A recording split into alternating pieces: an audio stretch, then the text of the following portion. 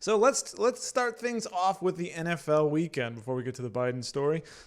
We know President Trump has made his thoughts clear on what he thought about the direction of the NFL as they're implementing more social justice, maybe Black Lives Matter into the game. They had end racism at the end of the end line in the end zone.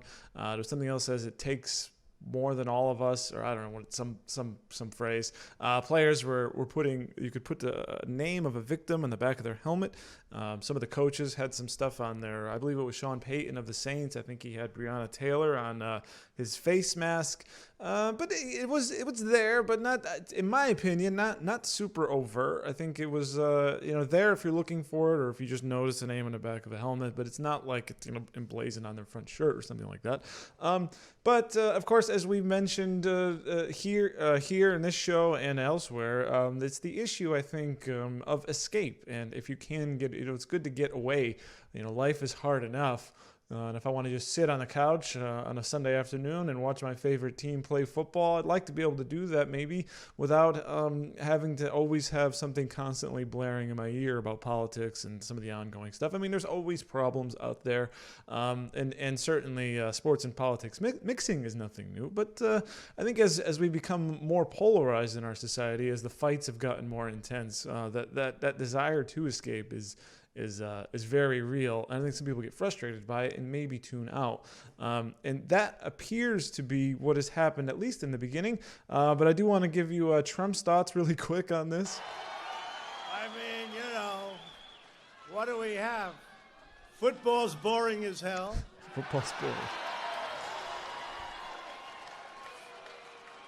It's just not the same, right? I don't know. Used to be, people would say, hey, could you keep it away from a football game? Now they say, could you possibly do it during a football game?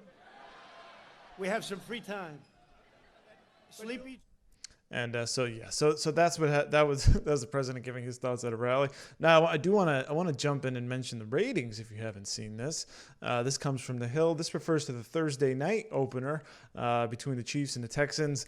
NBC draws 16.4 million, down 16% from 2019, as people are just tuning in less. That was the rating there, and as well as looking at Sunday, here's a story here from Deadline. NFL season kickoff down from 2019 as 13.3 million tune in.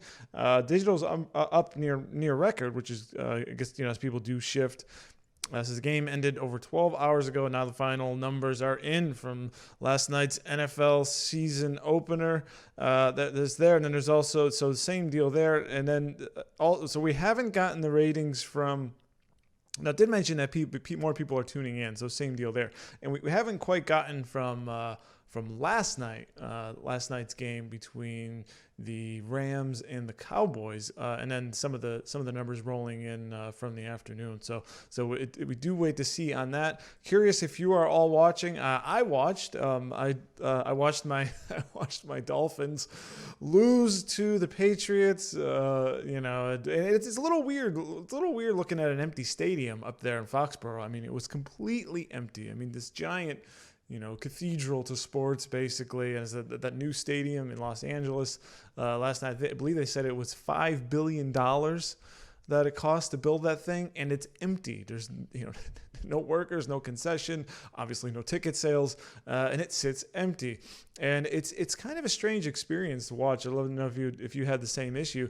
Is for me, I just didn't see what the. They're pumping in fake crowd noise and all that, and it got to the point where, particularly in the Dolphins-Patriots game, where it was the announcers Jim Nantz and Tony Romo, I believe, they just started cracking jokes about, oh, well, the fans are really upset now, kind of a thing, because it's just such a surreal experience as they're digitally putting in fake fan noise. It's kind of a strange experience, but I still watched. At the end of the day, the camera is on the field, and football has become more of a television sport than a spectator sport. I think it's certainly its popularity more on television. It's better to watch on TV. So, but I still watched. I watched my Dolphins lose. So, it's the Patriots. Whatever. It's what happens. And we'll see if we're going to put our first round quarterback in here instead of Ryan Fitzpatrick. But we're not talking sports here, but I did want to know if you guys watch the NFL because now, because we talk politics culture here, it's the NFL has now become political. And did you tune in or did you tune out? Early indication from the ratings are that they are down, but we haven't gotten them all the way in from Sunday night yet, and certainly all day yesterday. So it'd be interesting to watch if it was just a bit of a blip. And there's so much stuff going on.